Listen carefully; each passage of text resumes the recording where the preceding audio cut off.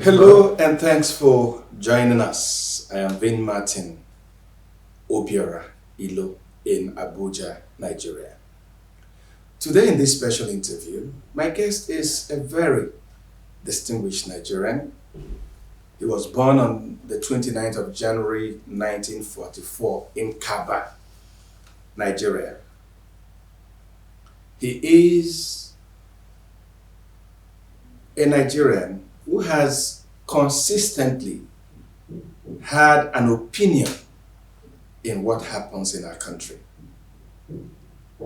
He is Cardinal John Onaiyekan. Your Eminence, my pleasure to be talking with you again after so many years. Thank you very much. Thank you for considering me still relevant to talk to. Let me start by saying that you are in good health.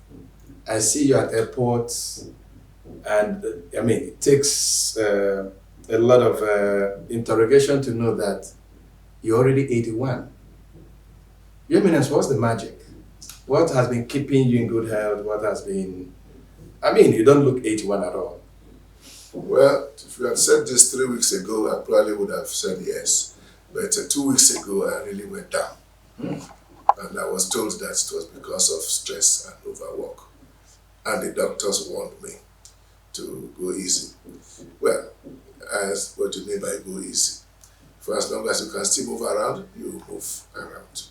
I'm actually right now still recovering from a bad first malaria, then other things that follow.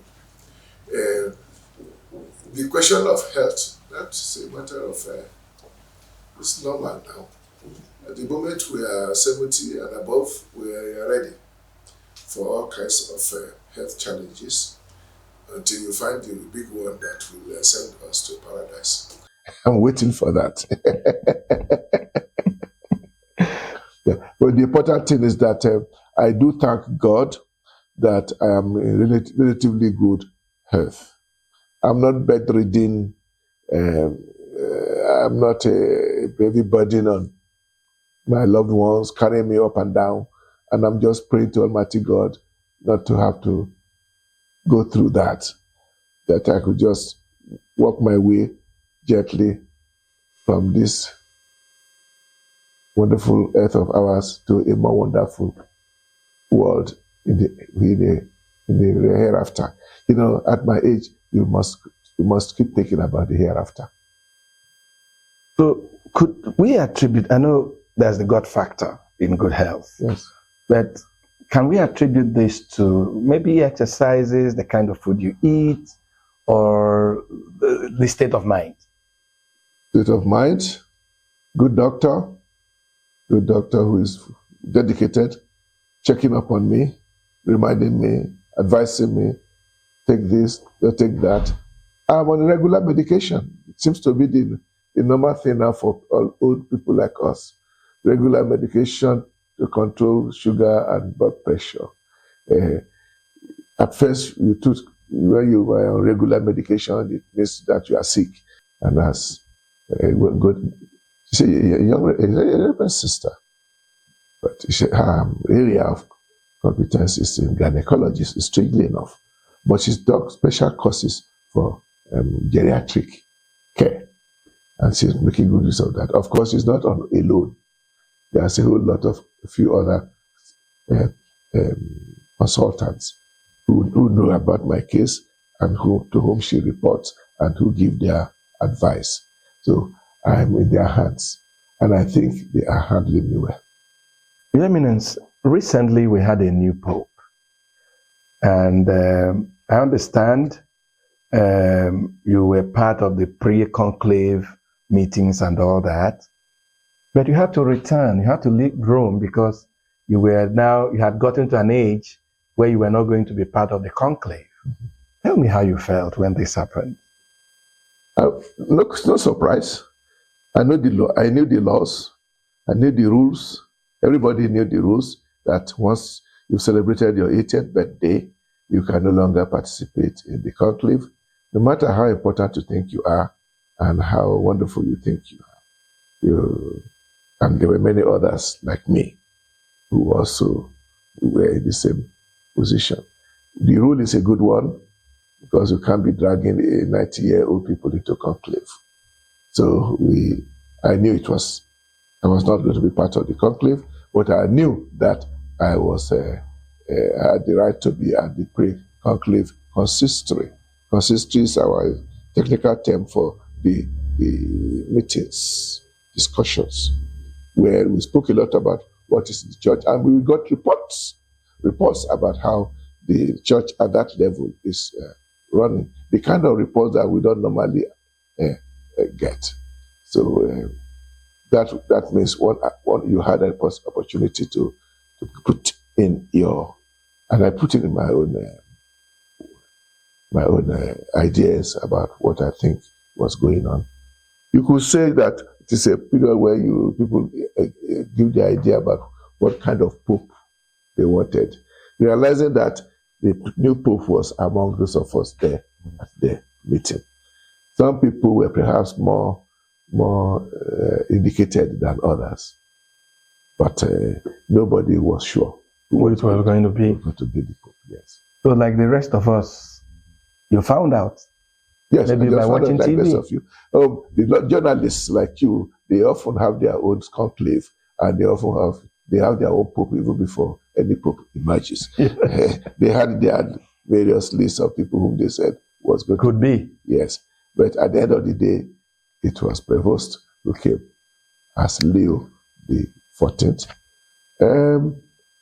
I didn't know him well. And when his name came up, they began to tell us about his antecedents, and then the only thing you can say is that the Holy Spirit took care of the right decision. I'm going to ask a question.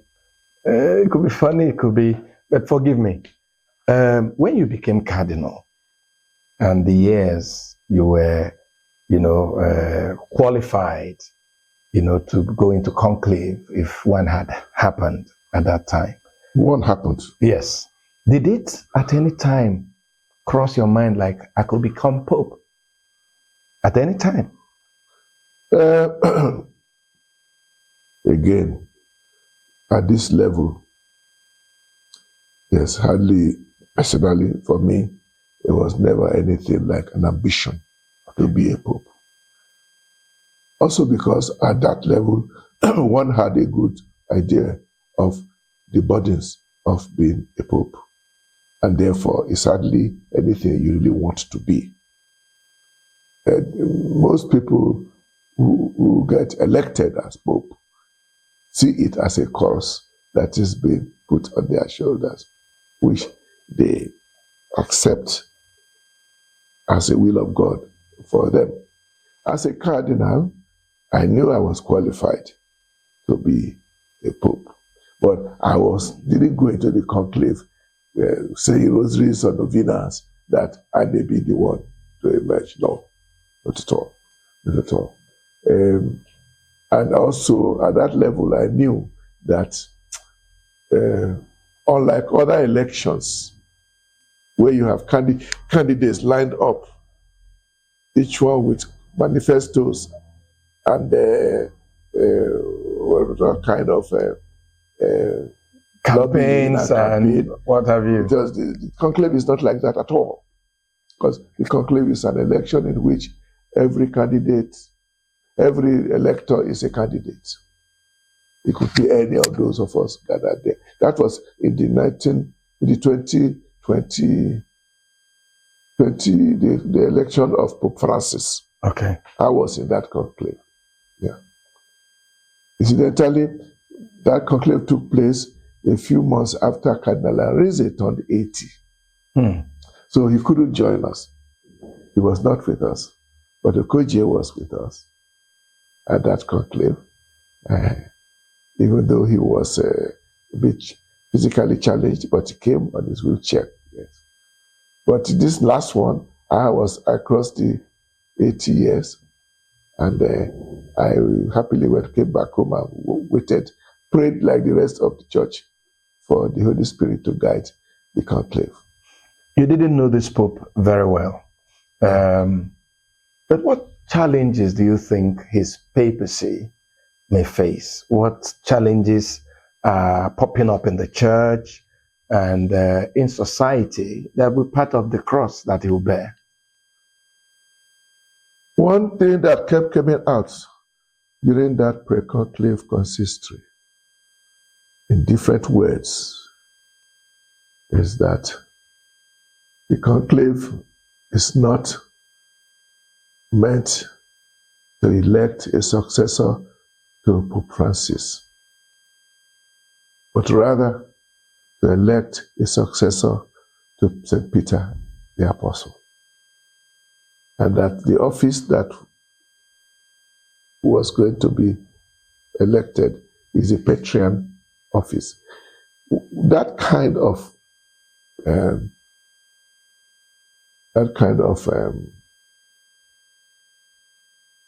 the idea is coming out from, means wants to show that every pope is himself.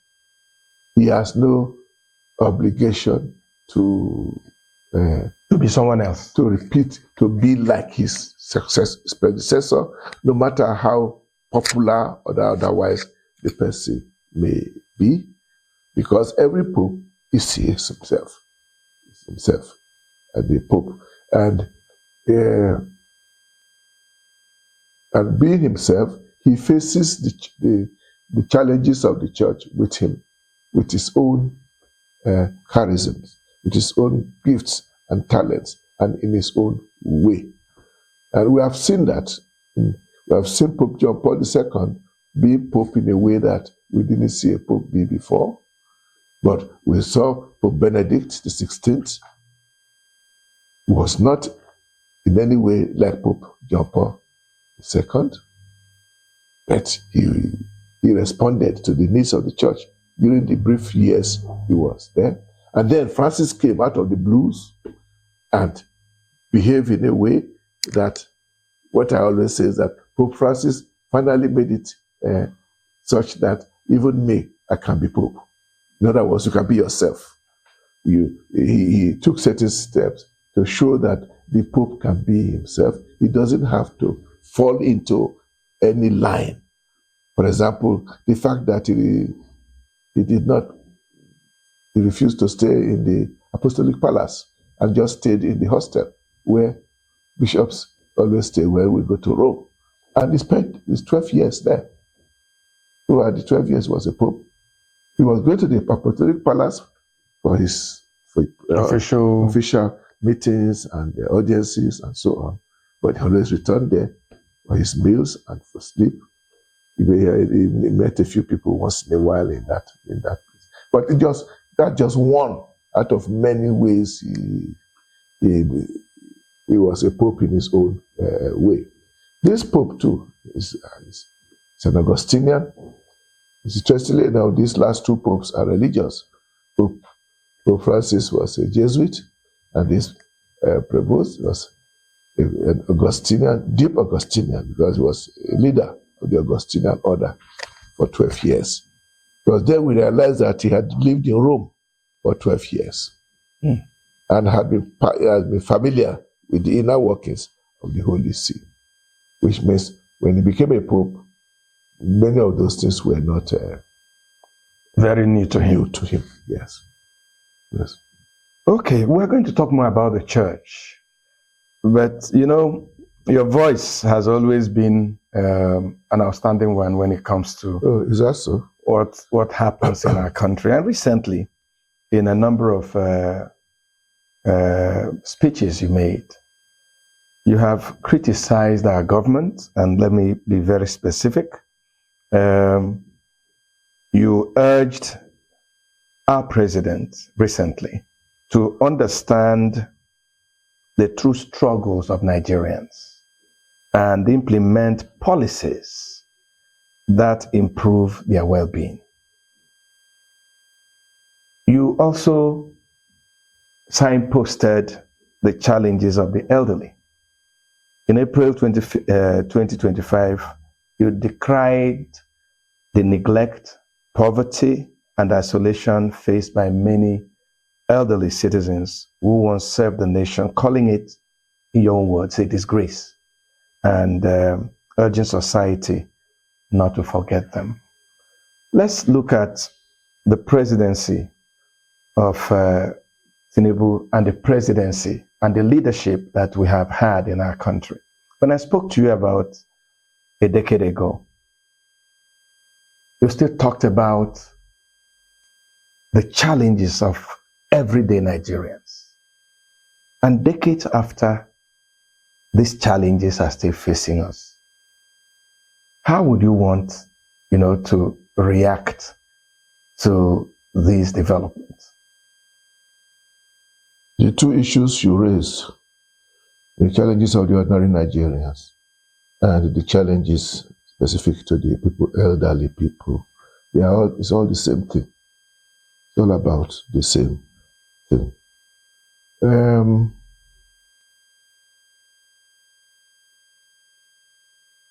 The present administration for the past 2 years and above have been telling us that they have a clear vision for making Nigeria great.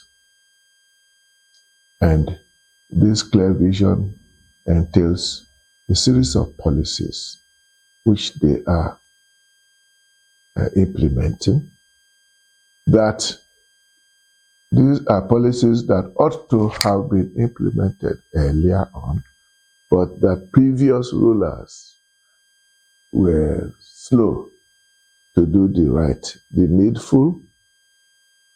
Now we have a ruler who is not only visionary, but also bold and courageous. They admit that the results, the outcome of their policies has led to unpopular feelings from the people.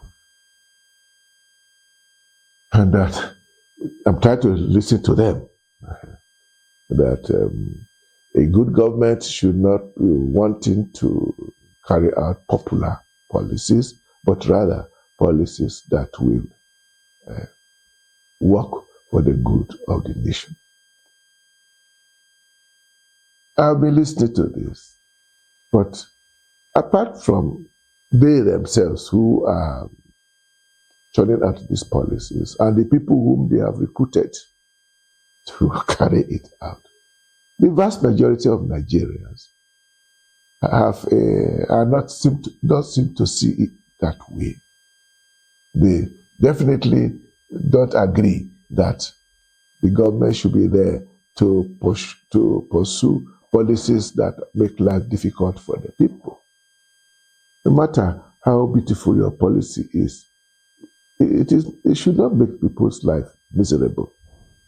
But the promise of a beautiful life later, when is this later life coming? And how are we sure it is coming? There are many Nigerians who do not share the optimism they have about the outcome. I was listening to the television yesterday when our president was in Ibadan.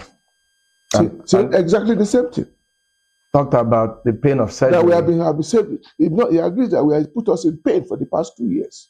We have only 2 years more.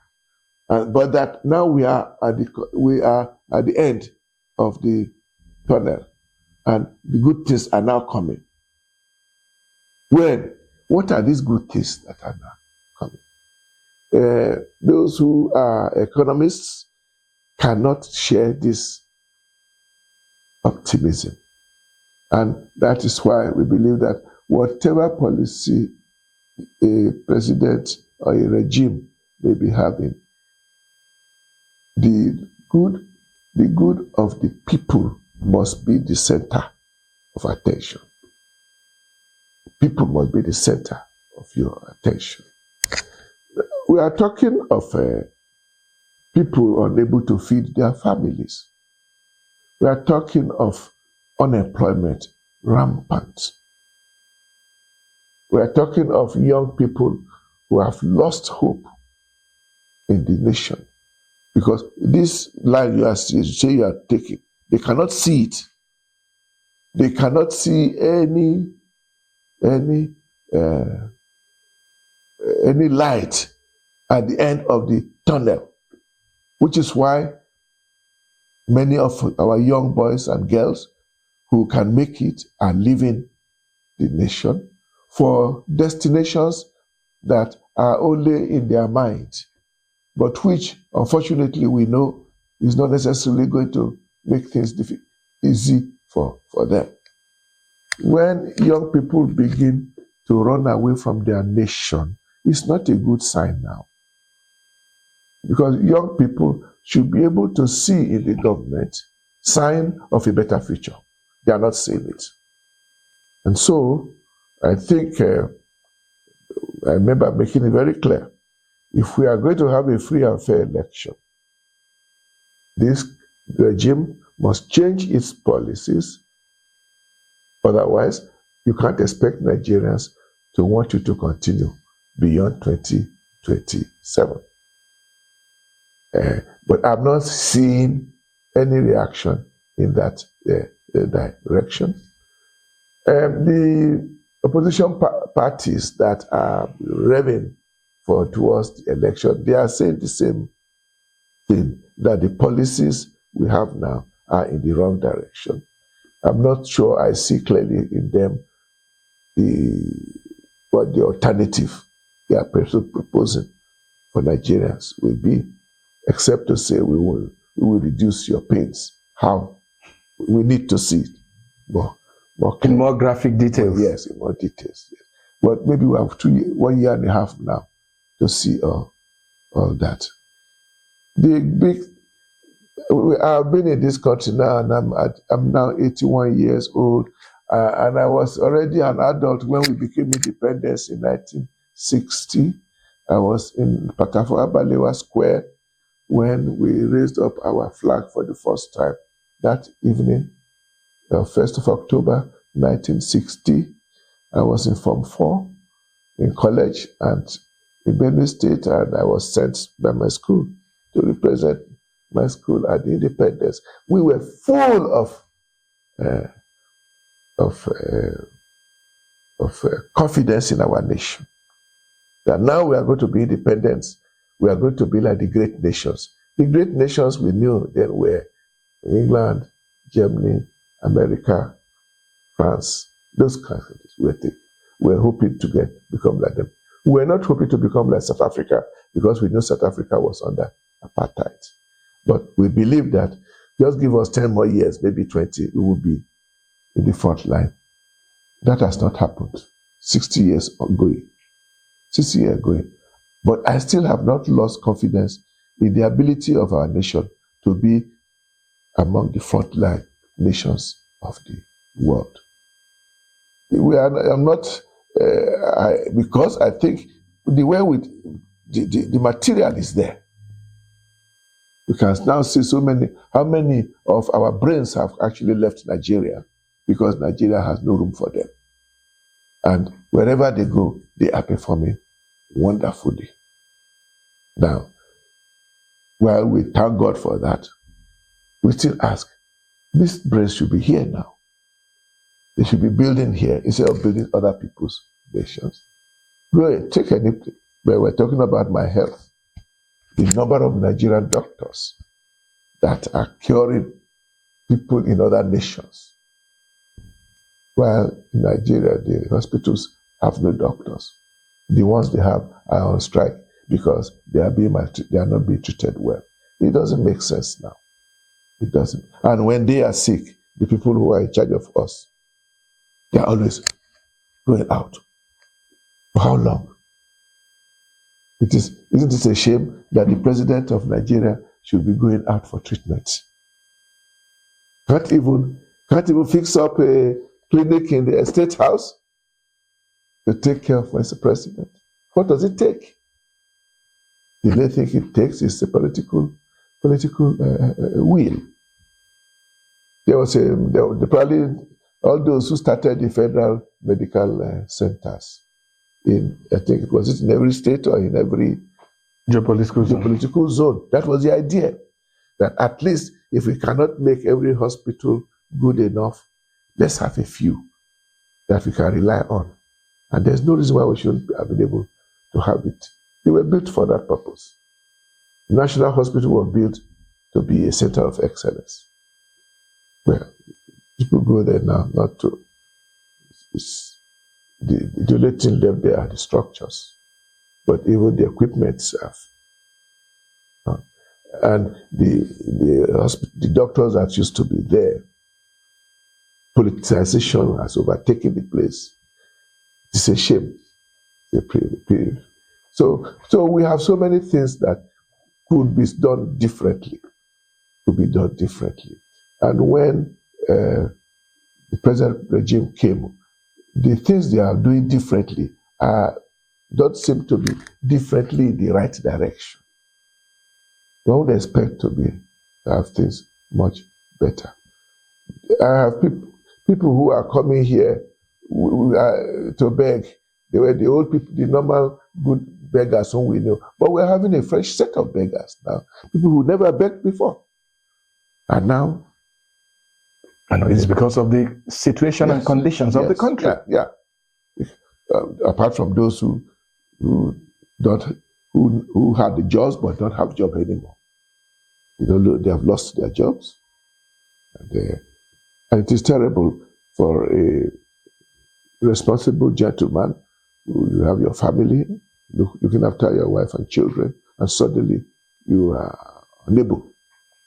And Your Eminence, the other thing that really worries Nigerians is when a government says, oh, we need to sacrifice, we need to, contribute.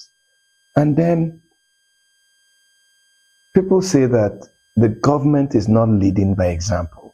I was watching TV too a few days ago, and a young person was arguing that our president says we should, sacrifice. And he's buying a new jet, and he's globetrotting, and the ministers fly first class, and so many things going wrong. Another thing they talk about is corruption that is still endemic 2 years after we have a new government.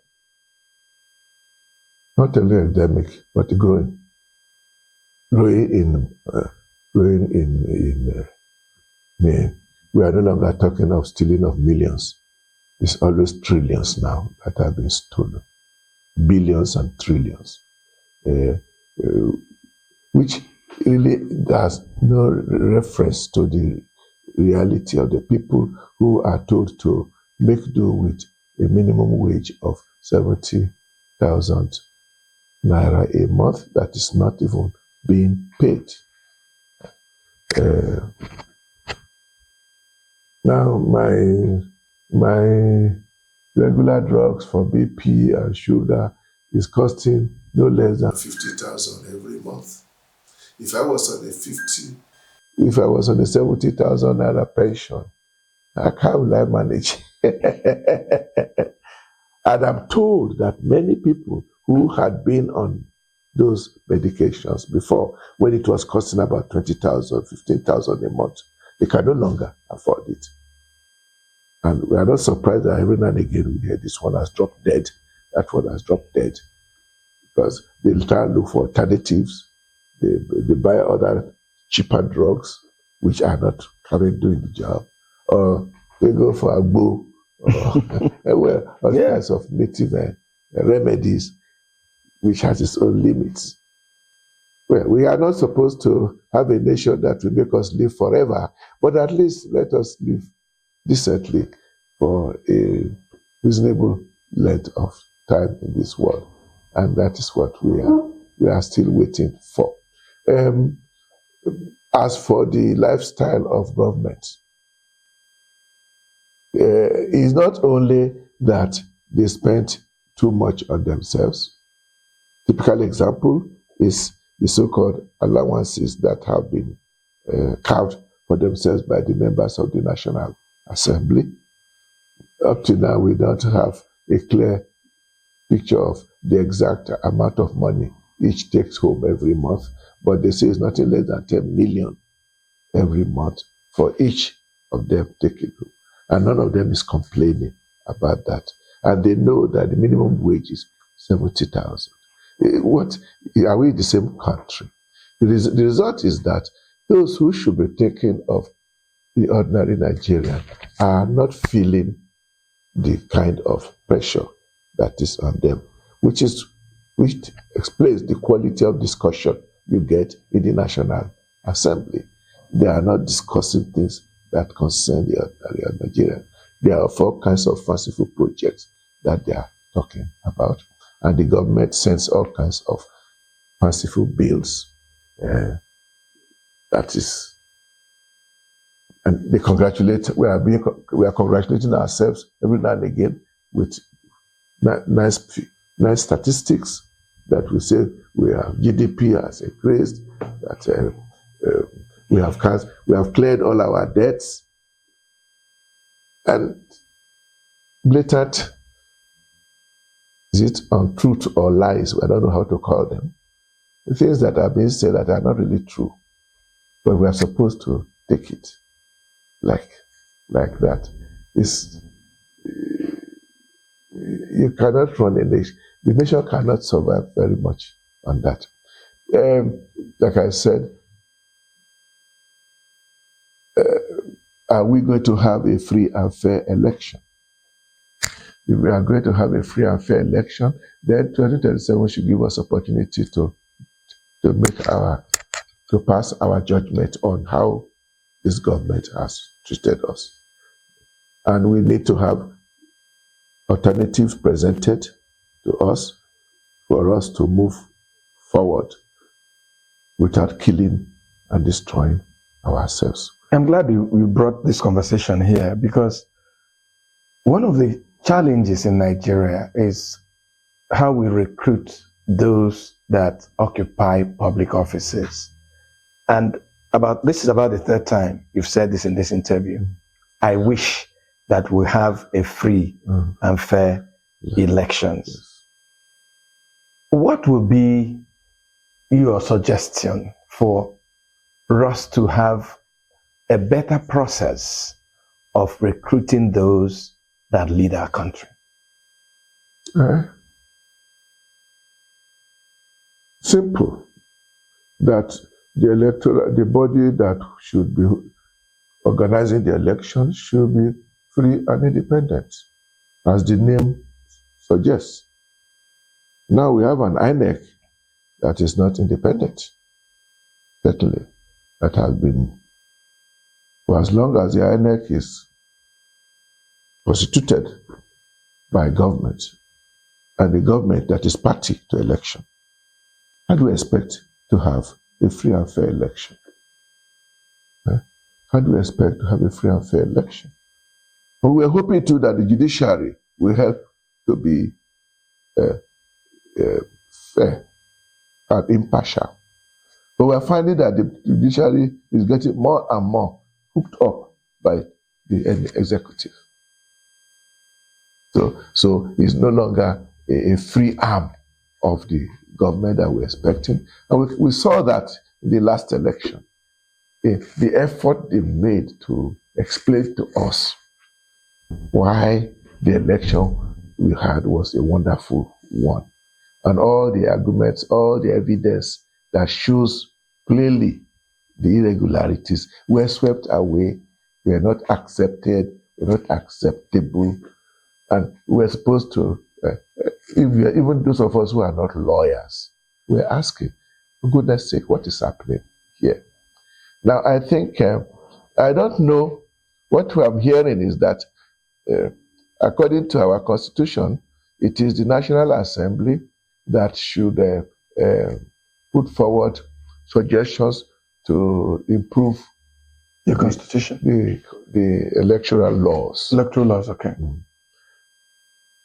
But that the present National Assembly as constituted is made up of people who are there through taking advantage of the loopholes in our constitution for elections. And they don't want to block those loopholes. They want the Constitution to continue to be what it is now, so that you don't have to depend on the people's will to get into power, but rather continue with the system of political gerrymandering. Even the whole question of political parties has become a joke. And so we need to see how we can liberate the Independent National Electoral Commission from the control of government. We need to they need to open up the ground for participation in the elections in terms of political parties and independent candidates. When we talk of independent candidates, my mind is not going to an independent presidential candidate. My mind goes to independent candidates at lower levels. The legislature. And especially local government. Local government. Yeah, when you open the gate for the independent candidate, I can easily see a local government where a good man comes up and the people say, it is you we want to be our local government chairman, and you vote for him without reference to any political party. We need that. We need that. When our fight will go up towards the level of governors and presidents, it is time will say. But the technicalities of elections, one gentleman was talking on television today, said, okay, it's important, we will say that we should make sure that by law, electoral results will be transmitted in real time. He said, you can say that if you like, but if the INEC is not independent, even the technology will not be independent. Jamina, some of the things you're suggesting will need a constitutional amendment. That's what I'm saying. And I am asking, we've been on this constitutional amendment by the legislature for decades, for so many years. A new legislature comes, they start the constitutional, they spend money, do this and do that. They are on it now. At the end of the tenure, nothing happens. Are you one of those who are saying there should be something like a constitutional conference, independent of the legislature as we have it now, the executive as we have it now, but a conference that will be all-encompassing for Nigerians to really say, this is how we want to be led? The present rule in our constitution, which says this constitution can only be amended on the basis of the National Assembly, it is a decision that the Nigerian constitution has put there. But we do know that that's not the only way out. That's not the only way out.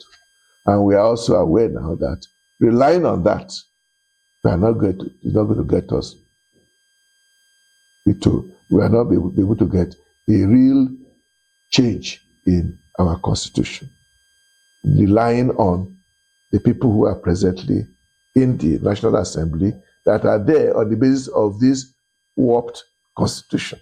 It's a vicious circle. We are asking them to legislate themselves out of power. And they're not interested in doing that. Well, how should they be interested? In fact, the major element is that in Nigerian politics now is that you want to retain power by hook or by crook. To retain power, that is the important thing. Not even to govern. We can see that now that election is in 2027. The government that should be governing is busy already politicking. Talking about 2027. They are not talking about governance. They are not talking about how we are governed. So, and people go into politics to capture power. So how do we... That has to change. How do we convoke this kind of conference? How that will change, I don't How that will change peacefully, I don't know. How that will change peacefully, I don't know. It is possible for it to change peacefully. The only way it will change peacefully is if we have a government that decides to change things, and that is not as intent on holding power. We have been hearing severally a comparison being made between our present president and President Musa Yar'Adua. That when President Musa Yar'Adua was elected, he looked at the results. He won all right, but he says this is not a good election. That there was something wrong. There's something wrong with it. And he immediately set an independent group to look into the electoral process to change certain things. The so famous Waste Commission, which came out with some very important suggestions that have been put aside since then. Was that the mood of our present president after the long legal battle of the Supreme Court judgment? No. This is a Miloko. This is my turn. How has it become his turn? Only they know. Since when did Nigeria become what? Turn by turn. People take. Who are these people who are taking it now? Which turn? Whose turn is which turn? No? He still repeated the Miloko philosophy in Ibadan this week. Yeah, that is just, and that is enjoying it.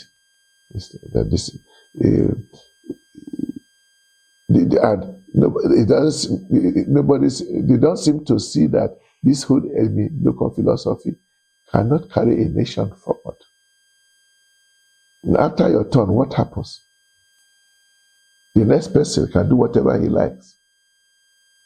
And unfortunately, Nigerians keep thinking that the only way to get equity is to zone political positions turn by turn. You are only playing to the hands of the politicians. They are the ones who are taking turns. The poor people are not taking any turns. The ordinary Yoruba man, I don't know whether he is very happy that his turn is his turn now, because he is not exempt from the pains that our turn is creating on the average Nigerian. I think when power and politics goes beyond personal positions, aggrandizement, and becomes politics is for service of the people and governance, good governance, we have to find a way of changing that mentality. How? I don't know, really, honestly. We can preach it. We have been preaching it. And in any case, that is what our church says politics should be.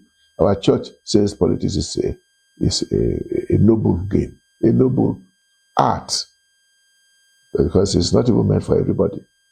It is for those who are competent, who have received the gift of God to be good managers of public affairs, and they go into it not minding their own personal interests.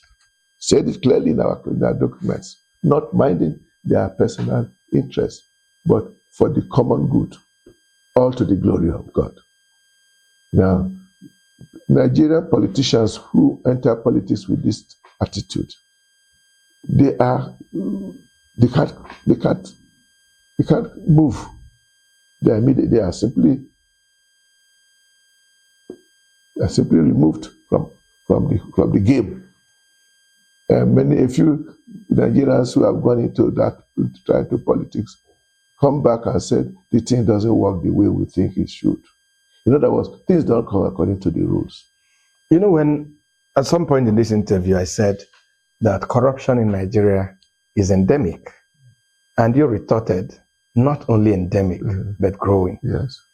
Does it worry you that it worries me now? After all these years of effort? It worries me because with corruption, a few people will grow, will get plenty of money. They will buy buildings here in Asokoro, knock them down and build new ones. They will go to abroad and build new houses, but Nigeria will not move. Nigeria will not move. And there is a danger that if you continue like this, and sometimes we shall collapse. Like Amos was saying yesterday at Mass, in our readings about Amos, he will say they are enjoying themselves. They are having eating well, and they are living in nice houses, lying down on divans, and they are anointing themselves with perfumes, and they don't care about what is happening to the house of Joseph. It will happen unless before it gets too late we wake up, because the country cannot continue to sustain a level of corruption that is not manageable. To reach a stage where it will be too much now. Even those who think they have made money under corruption, they will not be in a position to even enjoy the money that they have. That brings me to... So it is not even in their interest. That brings me to something you've been talking about recently, the insecurity in the country. We are really pained, especially by the level of kidnapping, which has gone to our children. School children are kidnapped in schools. There's so much insecurity. And when you talked about the rich making all the money, how are they going to enjoy it in this kind of insecurity? They go around with a battalion of soldiers and police. They can afford to take that to themselves. They don't care about the rest of us. So they think that they are safe because they can send their wife and children to... They don't even go by road anymore. They don't even go by Airpeace or the ordinary airline. Everybody is now chartering private jets to move their family from one place to the other. They can enjoy it, but for how long? For how long will that go? The insecurity is a pity, because there's no reason why we should be so insecure. They keep telling us that the terrorists are difficult to control. Our soldiers are not trained for that kind of engagements. They are trained to confront soldiers that are in uniform and dressed and so on. But I mean, if our soldiers are not trained to deal with the problems that we have, then train them now.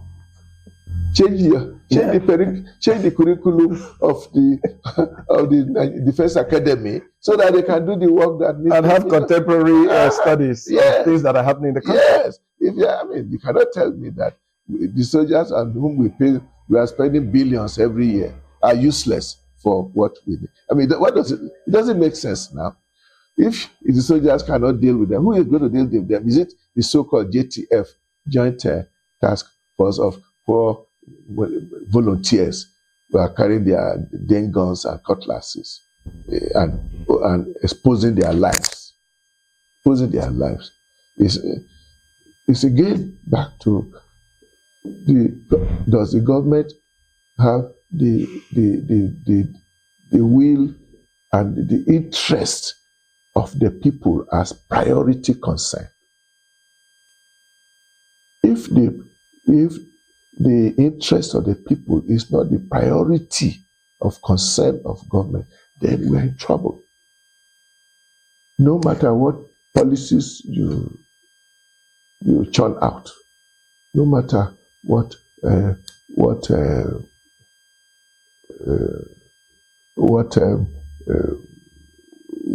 things you work out, what roads you build, Look at Federal Capital Territory. Every now and again, a new road is being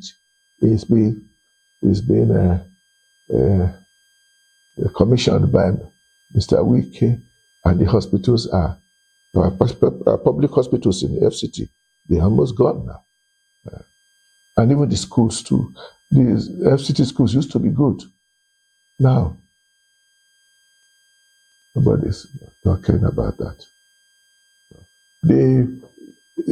Because insecurity is linked with corruption. And it all boils down to bad government. Bad government. And if you cannot change bad government by elections, how is it going to ever change? It means either it is changed by force or it collapses under its own weight. Whichever way is not the best way forward. Your Eminence, we are rounding off. Time is never enough. I'm already late, when we are talking with you. But at some point in this interview, you said you're still hopeful, you still believe that Nigeria will get better. What fits this hope? What fits this? Two things fits this hope. One is human, the other is divine. Divine because I'm a religious person. Human because I still see massive human resources in Nigeria, both among the young and among the adults. It will not take too long for Nigeria to make a turnaround if you have a good person and a good policy at the top. That's all you need to do. Because if that happens, even many of the diaspora will come back home to join in making the nation the great nation that we all want. The second point I said, which probably should be the first, is my trust in God, that He loves this nation. It is said that Nigeria is very religious, and when they say that, people say that more or less with like a kind of with a tongue in the cheek. But I say it seriously, that Nigerian religious says that Nigerians are always praying to God, and prayer to God is never useless. And that as Nigerians keep praying that God will save us from chaos, anarchy, and doom, it will happen. And how it will happen, maybe that's when we will see the hand of God. It can happen with a military coup, but it can also happen with a civilian ruler who suddenly turns things around, decides to turn things around. We shall see. I know you actually said it when you talked about your doctors telling you need to slow down. I know you have retired. I know you're no longer doing your 9 to 7 job. I mean, your 9 to 5 or 9 to midnight job, but you're still a very busy man. So, going forward, what occupies your time now? What do you do? What occupies my time? What takes your time? What occupies myself? I always say what occupies myself. First, I sleep, I pray, and I eat, and then I spend some time reading and writing. All those your things that were dear to your heart, running schools, making sure the young people... I don't run any schools anymore. I don't run any hospitals anymore. But I still get involved in discussions, meetings. I have a foundation for peace. I'm not the one running it, but I show interest. I have NGOs that I am running along with Sultan of Sokoto. We still once in a while call meetings. I try our best. I've been a member of this famous National Peace Committee, even though I've become more and more disillusioned about this peace committee, because I'm not so sure that it is actually making any impact. But you just try your best, whatever. So wherever you still have enough energy, because I believe there's Nigeria can be redeemed. I do my own best. I know I don't have too much energy left, and all I can do is talk and assure people of my prayers for my nation. Your last word. Last word. It's like you just said it now, that we are not losing hope in Nigeria. Yes. I'm still hoping that Nigeria will be on a better path before I die. If it doesn't come on a better path, I will see it from paradise when I go. Your Minister, thank you very much for this opportunity. God bless you. Thank you for coming. And that's our program. We've been talking with His Eminence Cardinal John Onaiyekan. I'm Vin Martin Obiora Ilo in Abuja, Nigeria. Thanks for watching, and let's do this again soon. Yes.